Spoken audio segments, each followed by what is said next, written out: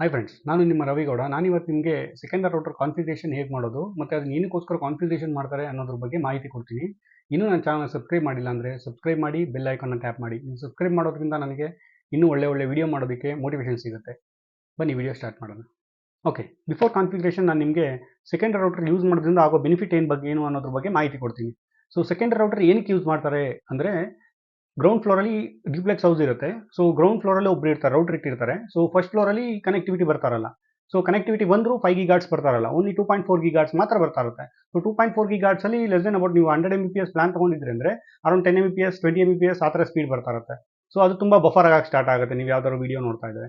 So because of range ನಿಮ್ಗೆ ಇಲ್ದಿರೋದ್ರಿಂದ ನಿಮಗೆ buffer ಆಗಕ್ಕೆ ಸ್ಟಾರ್ಟ್ ಆಗುತ್ತೆ. ಸ್ಪೀಡು 10 Mbps to 20 Mbps ಬರ್ತಾ ಇರುತ್ತೆ. ಸೊ ಅದನ್ನ ನಿಮಗೆ ಫುಲ್ ರೇಂಜ್ ಬರೋದಕ್ಕೋಸ್ಕರ ನಿಮಗೆ ಸೆಕೆಂಡರಿ ರೌಟರ್ ಸಜೆಸ್ಟ್ ಮಾಡೋದು.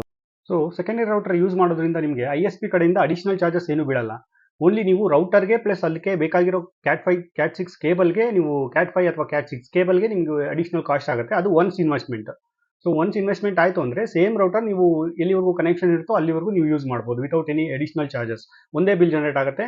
ಸೊ ಆ ಒಂದೇ ಬಿಲ್ಲಿಂದಲೇ ನಿಮಗೆ 2 ರೌಟರ್ ಕಾನ್ಫಿಗರೇಷನ್ ಆಗಿರುತ್ತೆ ಅಷ್ಟೇ. ಸೊ ಬನ್ನಿ ಈಗ ಕಾನ್ಫಿಗರೇಷನ್ ಹೇಗೆ ಮಾಡೋದು ಅನ್ನೋದ್ರ ಬಗ್ಗೆ ನೋಡೋಣ. ನೋಡಿ, ಇದು ನಂದು ಮೇನ್ ರೌಟರ್. ಮೇನ್ ಕನೆಕ್ಷನ್ ಅಂತ ವೈಫೈ 6 ರೌಟರು. ಸೊ ಇಲ್ಲಿ already wifi 2.4 gigahertz, 5 gigahertz, internet, power all 4 lights on ಆಗಿದೆ. ಸೊ ಇದು ಮೇನ್ ಕನೆಕ್ಷನ್ ನಂದು. ಸೊ ಹಿಂದೆಗಡೆ ನೋಡೋದಾದರೆ ನಿಮಗೆ ಆಲ್ರೆಡಿ ಇನ್ಪುಟ್ ಬಂದಿದೆ. ಸೊ ನೋಡಿ, ಇದು ಬಂದು input cable. So input connect ಆಗಿದೆ. ಸೊ ಈಗ ಇಂಟರ್ನೆಟ್ ಈ ರೌಟರಲ್ಲಿ ಬರ್ತಾ ಇದೆ. ಸೊ ಇದರಿಂದ ಇವಾಗ ನಾವು ಸೆಕೆಂಡರಿ ರೌಟರ್ ಕಾನ್ಫಿಗರೇಷನ್ ಮಾಡಬೇಕು. ಇದು ಕ್ಯಾಟ್ 6 ಕೇಬಲ್ಲು. ಇದು ನಾನು ಮೇನ್ ರೌಟರಿಂದ ಸೆಕೆಂಡ್ ರೌಟರ್ ಕನೆಕ್ಟ್ ಮಾಡ್ಕೊಳ್ಳೋದಕ್ಕೆ ಅಂತ ಇಟ್ಕೊಂಡಿರೋಂಥ ಕೇಬಲ್ಲು. ಸೊ ಇದು ಡಿಪೆಂಡ್ಸ್ ಆನ್ ನಿಮಗೆ ಎಷ್ಟು ಮೀಟರ್ ಬೇಕಾಗುತ್ತೆ ಅಷ್ಟು ಮೀಟರ್ನ ನೀವು ಆನ್ಲೈನಲ್ಲಿ ಸಿಗುತ್ತೆ. ಪ್ಲಸ್ ನಿಮಗೆ ಯಾವುದಾದ್ರೂ ಸರ್ವಿಸ್ ಸೆಂಟರ್ಸಲ್ಲಿ ಕೂಡ ಸಿಗುತ್ತೆ ಕೇಬಲ್ಲು. ಸೊ ಎಷ್ಟು ಮೀಟರ್ ಬೇಕಾಗುತ್ತೆ ಅಷ್ಟು ಮೀಟರ್ ಕೇಬಲ್ನ ವಿತ್ ಕ್ರಿಂಪಿಂಗು ತೊಗೋಬೋದು ನೀವು. ಇದನ್ನು ತೊಗೊಂಡು ನೀವು ಇಲ್ಲಿ ರೌಟ್ರಲ್ಲಿ 5 ಪೋರ್ಟ್ ಕಾಣುತ್ತೆ. ಸೊ 5ರಲ್ಲಿ ಒಂದು ಬಂದು ಇನ್ಪುಟ್ ಪೋರ್ಟು. ಸೊ ಇದು ಕನೆಕ್ಟ್ ಆಗಿದೆ ಆಲ್ರೆಡಿ. ಇನ್ನು ಮಿಕ್ಕಿದ 4 ಬಂದು ಔಟ್ಪುಟ್ ಪೋರ್ಟ್ಸು. ಸೊ ಇದರಿಂದ ಬೇರೆ ಡಿವೈಸಸ್ ಕನೆಕ್ಟ್ ಮಾಡ್ಕೊಳ್ಳೋದಕ್ಕೆ. ಸೊ ಅದರಲ್ಲಿ ಯಾವುದಕ್ಕಾದ್ರೂ ಒಂದಕ್ಕೆ ನೀವು ಕನೆಕ್ಟ್ ಮಾಡ್ಬೋದು. ಪರ್ಟಿಕ್ಯುಲರ್ ಇದೇ ಪೋರ್ಟ್ ಕನೆಕ್ಟ್ ಮಾಡಬೇಕು ಅಂತ ಏನಿಲ್ಲ. ಸೊ 4ರಲ್ಲಿ ಯಾವುದಕ್ಕಾದ್ರೂ ಒಂದು ಪೋರ್ಟ್ ಕನೆಕ್ಟ್ ಮಾಡ್ಬೋದು. ಇಲ್ಲಿಗೆ ಮೇನ್ ರೌಟರ್ ಕನೆಕ್ಷನ್ ಮುಗಿಯುತ್ತೆ.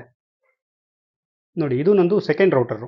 ಸೊ ಮೇನ್ ರೌಟರಿಂದ ಕನೆಕ್ಟ್ ಆಗ್ತಾ ಇರೋಂಥ ಸೆಕೆಂಡ್ ರೌಟರು.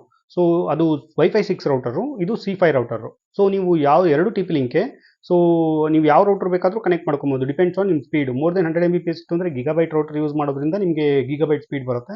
ಇಲ್ಲಾಂದರೆ ನಾರ್ಮಲ್ ಬೇಸಿಕ್ ರೌಟರ್ ವರ್ಕ್ ಆಗುತ್ತೆ. ಸೊ ಇದು ಬಂದು ಕೇಬಲ್ಲು, ಕ್ಯಾಟ್ 6 ಕೇಬಲ್ಲು. ಇದು ಬಂದು ಮೇನ್ ರೌಟರಿಂದ ಬಂದಿರೋಂಥ ಕೇಬಲ್ ಇದು. ಸೊ ಇದನ್ನು ಬಿಫೋರ್ ಫಸ್ಟ್ ಡೈರೆಕ್ಟ್ ಯಾವುದೇ ಕಾರಣಕ್ಕೂ ಕನೆಕ್ಟ್ ಮಾಡಬಾರ್ದು ಇನ್ಪುಟ್ ಪೋರ್ಟ್ಗೆ. ಯಾಕೆ ಅಂದರೆ ಇದರಲ್ಲಿ IP ಇರುತ್ತೆ 192 ಡಿಫಾಲ್ಟ್ ಗೇಟ್ವೇ 192.168.0.1 ಅಂತ. ಸೊ ಈ IP-ನ ಫಸ್ಟ್ ಚೇಂಜ್ ಮಾಡಬೇಕು. ಎರಡು ಒಂದೇ IP ಇರುತ್ತೆ.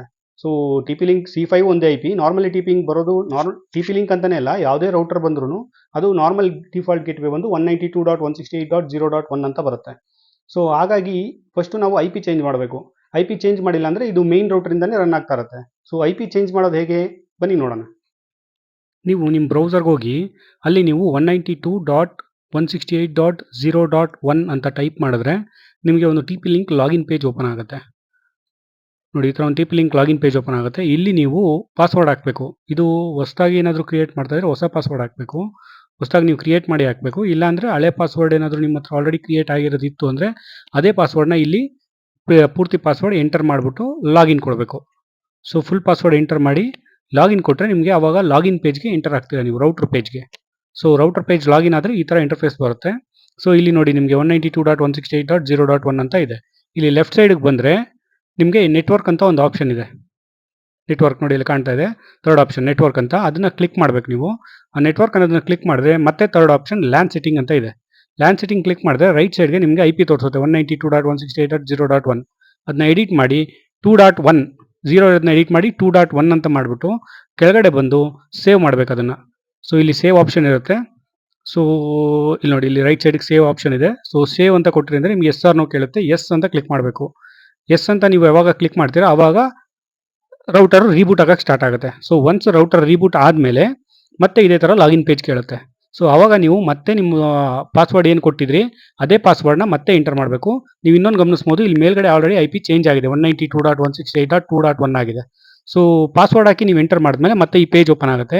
ಇನ್ನೊಂದು ಮುಖ್ಯವಾದ ಸೆಟ್ಟಿಂಗ್ ಏನು ಮಾಡಬೇಕು ಅಂದರೆ, ಸೆಟ್ಟಿಂಗ್ ಏನು ನೋಡ್ಕೋಬೇಕು ಅಂದರೆ, ನಿಮಗೆ ಇಲ್ಲಿ ಬಂದಮೇಲೆ ಲೆಫ್ಟ್ ಸೈಡ್ಗೆ ಮತ್ತೆ ನೆಟ್ವರ್ಕ್ಗೆ ಹೋಗಿ ಅಲ್ಲಿ ಇಂಟರ್ನೆಟ್ ಅಂತ ಆಪ್ಷನ್ ಇದೆ. ಇಂಟರ್ನೆಟ್ ಆಪ್ಷನ್ ಅಂತ ಕ್ಲಿಕ್ ಮಾಡಿದ್ರೆ ರೈಟ್ ಸೈಡ್ಗೆ ಡೈನಾಮಿಕ್ IP ಅಂತ ತೋರಿಸುತ್ತೆ. ಸೆಕೆಂಡರಿ ರೌಟರ್ ಯಾವಾಗಲೂ ಡೈನಾಮಿಕ್ IPಯಲ್ಲೇ ಇರಬೇಕು. PPPoE ಅಥವಾ ಸ್ಟ್ಯಾಟಿಕ್ IPಯಲ್ಲಿ ಇರಬಾರ್ದು. PPPoE ಅಥವಾ ಸ್ಟ್ಯಾಟಿಕ್ IPಯಲ್ಲಿ ಇದ್ರೆ ಇಂಟರ್ನೆಟ್ ವರ್ಕ್ ಆಗಲ್ಲ. ನೀವು ಆಲ್ವೇಸ್ ಚೆಕ್ ಮಾಡಬೇಕು. Secondary router has to be on dynamic IPಯಲ್ಲಿ ಇರಬೇಕು. ಸೊ ಆಫ್ಟರ್ ನೀವು ರೌಟರ್ ಕಾನ್ಫಿಗರೇಷನ್ ಮಾಡಿ ಆದಮೇಲೆ ರೌಟರ್ ಫುಲ್ಲಿ ಕಾನ್ಫಿಗರ್ಡ್ ಆಗಿದೆ, ನೇಮು ಪಾಸ್ವರ್ಡ್ ಎಲ್ಲ ಚೇಂಜ್ ಮಾಡಿದ್ದೀರಾ, ನಿಮ್ಮ IP ಕೂಡ ಚೇಂಜ್ ಮಾಡಿದ್ದೀರಾ ಆದಮೇಲೆ ಮೇನ್ ರೌಟರಿಂದ ಬಂದಿರುವಂಥ ಈ ಕೇಬಲ್ನ ನೀವು ಇನ್ಪುಟ್ ಪೋರ್ಟ್, ಇದರಲ್ಲಿ ಇನ್ಪುಟ್ ಪೋರ್ಟ್ ಇರುತ್ತೆ ನೋಡಿ, ಇಲ್ಲಿ ಬ್ಲೂ ಕಲರ್ ಕಾಣ್ತಾ ಇದೆ ನೋಡಿ, ಅದು ಇನ್ಪುಟ್ ಪೋರ್ಟು, ಎಲ್ಲೋ ಬಂದು ಔಟ್ಪುಟ್ ಪೋರ್ಟು. ಸೊ ಈ ಬ್ಲೂ ಕಲರ್ ಪೋರ್ಟ್ಗೆ ಕನೆಕ್ಟ್ ಮಾಡ್ಬೋದು. ಸೊ ನೋಡಿ ಇವಾಗ ಬ್ಲೂ ಪೋರ್ಟ್ ಕನೆಕ್ಟ್ ಆಗಿದೆ. ಸೊ ಇಲ್ಲಿ ಇಂಟರ್ನೆಟ್ಟು ಪೋರ್ಟು ಆನ್ ಆಗಿದೆ. ಸೊ ಇವಾಗ ಇಂಟರ್ನೆಟ್ಟು ಈ ರೌಟ್ರಿಂದ ಆಕ್ಸೆಸಬಲ್ ಇರುತ್ತೆ. ಸೊ ಇವಾಗ ನೀವು ರೌಟರ್ ಕಾನ್ಫಿಗರೇಷನ್ ಪೂರ್ತಿ ಮುಗಿದಿದೆ. ಸೊ ಇವಾಗ ಸೆಕೆಂಡ್ ರೌಟರ್ ಕಾನ್ಫಿಗರ್ ಆಗಿದೆ. ಸೆಕೆಂಡ್ ರೌಟರಿಂದ ನೀವು ಇಂಟರ್ನೆಟ್ಟು ಮೇನ್ ರೌಟರಿಂದ ಏನು ಬರ್ತಾ ಇತ್ತು ಅದೇ ಸ್ಪೀಡಲ್ಲಿ ಸೆಕೆಂಡ್ ರೌಟರ್ಗೆ ಸ್ಪೀಡ್ ಬರುತ್ತೆ. ಫ್ರೆಂಡ್ಸ್, ಇದಾಗಿತ್ತು ಇವತ್ತಿನ ವಿಡಿಯೋ. ಇದೇ ಥರ ಟೆಕ್ನಿಕಲ್ ವೀಡಿಯೋಸ್ಗಾಗಿ ನನ್ನ ಚಾನಲ್ನ ಸಬ್ಸ್ಕ್ರೈಬ್ ಮಾಡಿ, ಬೆಲ್ ಐಕಾನ್ನ ಟ್ಯಾಪ್ ಮಾಡಿ, ಶೇರ್ ಮಾಡಿ, ಕಮೆಂಟ್ ಮಾಡಿ. Thank you.